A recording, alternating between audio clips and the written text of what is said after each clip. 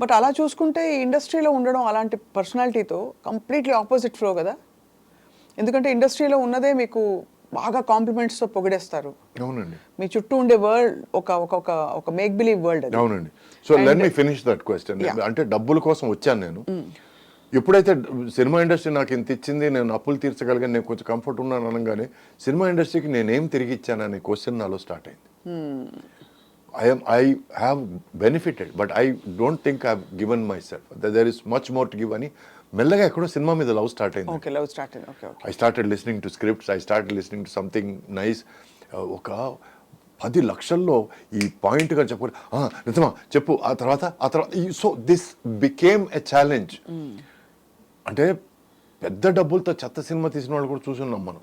But somebody who can do magic win a small.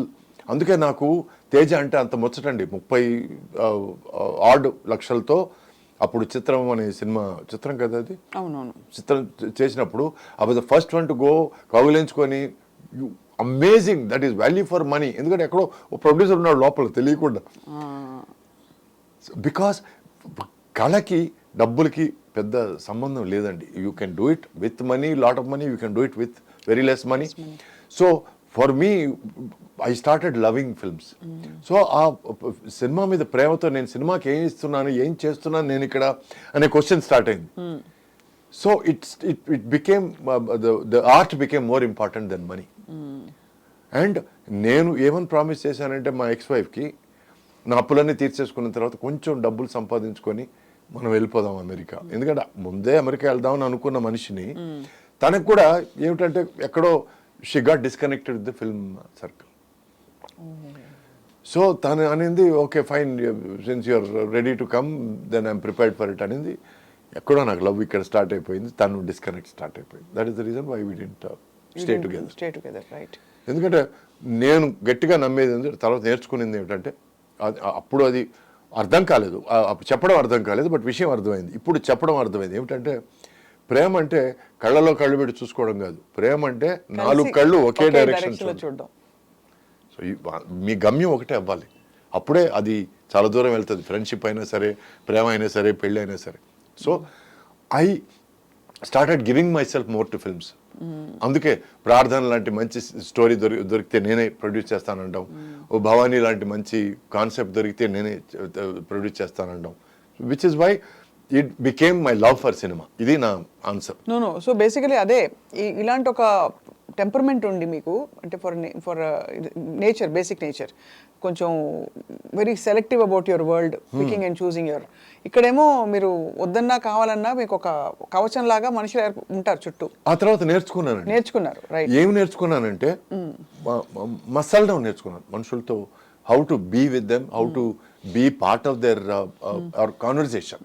అంటే వాళ్ళ జీవితాల్లో ఒక భాగం నేను కాలేను, ఎందుకంటే అంత పేషెన్స్ లేదు నాకు.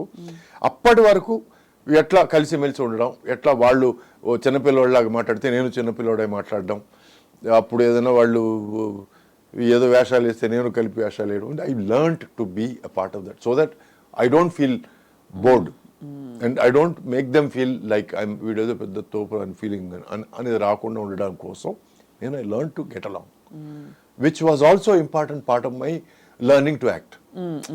అది కూడా ఒక లెసన్ అనే అనుకుంటున్నాను నేను. మీ ఎక్స్ప్రెషన్స్ చాలా సటిలిటీస్ కూడా, మీరు ఐబ్రో ఇలా అనడం ద్వారా మీరు చాలా ఆల్మోస్ట్ సీజన్డ్ యాక్టర్ లాగే కనిపించారు బిగినింగ్ నుంచి.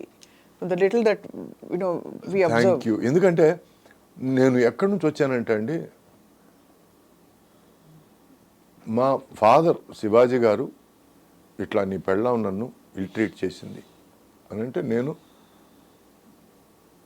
అన్నానండి. ఎక్కడో ఆ సినిమాలు చూడడం, ఫారిన్ సినిమాలు చూడడం, అది కట్ ఏంటిది వాడికి యాక్షన్ నేర్పించండి. తర్వాత మీ నంబర్ 3 గంటలు నాకు నేర్పించారు అని అనడం. అక్కడి నుంచి వచ్చిన వాడిని నేను.